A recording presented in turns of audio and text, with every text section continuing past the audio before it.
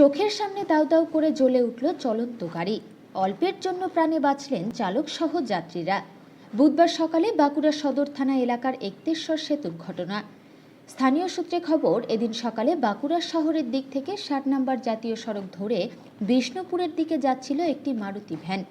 সেই সময় গাড়ি থেকে ধোঁয়া বেরোতে দেখে বেরিয়ে আসেন চালক সহ যাত্রীরা। মুহূর্তের মধ্যে দাউ দাউ করে জ্বলে ওঠে গাড়িটি। এই ঘটনায় ব্যস্ততম জাতীয় সড়কে ব্যাপক যানজটের সৃষ্টি হয়। খবর পেয়ে কিছুক্ষণের মধ্যে ঘটনাস্থলে পৌঁছায় দমকলের একটি ইঞ্জিন। বেশ কিছুক্ষণের চেষ্টায় দমকল কর্মীরা আগুন নিয়ন্ত্রণে আনে।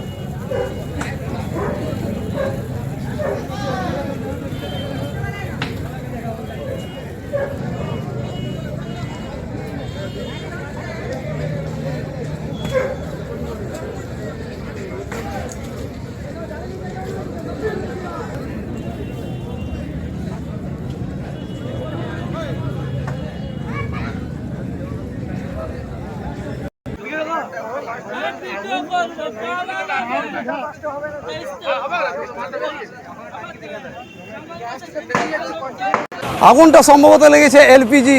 এটা তো এলপিজি চালিত, তো এর মধ্যে আমরা প্রায় বলি রেগুলেটরটা ঠিকমতো কাজ করে না, পাইপ লাইনে লিকেজ থাকে, বিভিন্ন কারণে এইসব মেকানিক্যাল ফল্ট হওয়াতে অ্যাক্সিডেন্ট হয়। আমরা এমভিকে বারবার রিকোয়েস্ট করছি যে আপনারা একটু দেখুন এই ব্যাপারগুলো।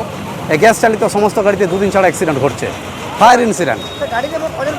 গাড়িতে ছিল 6 জনের মতো প্যাসেঞ্জার ছিল, ইনক্লুডিং ড্রাইভার। গাড়িটা বাঁকুড়া থেকে বিষ্ণুপুর যাচ্ছিল।